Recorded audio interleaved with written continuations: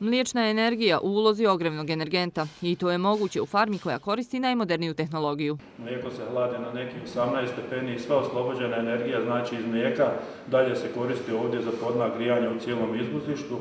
Na najmodernijoj farmi na Balkanu sve je na dugme.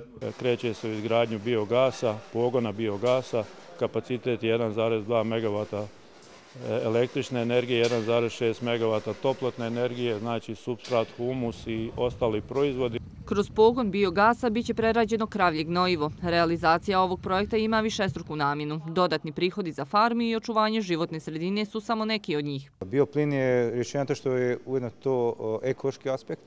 S druge strane imate problem tehnološki, znači čas ćete raditi sa gnojem, na ovaj način znači vi gnoj prerađujete, pretvarate ga u energiju, opet poslije te proizvodnje ostaje taj gnoj koji je odličan fertilizator, znači možete ga koristiti kao u ratarsku proizvodnju. Projekat će implementirati njemačka firma koja se bavi proizvodnjom bioplinskih postrojenja. Slijedi potpisivanje ugovora i realizacija projekta. Sa planiranjem i dozvolama trebali bi započeti što prije, a sam konstrukcijski dio izgradnje postrojenja bi trebao početi ovo ljeto. Vlasnik farme planira i proširenje kapaciteta, a prva nova isporuka norveških grla u Potkozarju trebalo bi da bude već krajem februara. To će dovesti i do otvaranja novih radnih mjesta.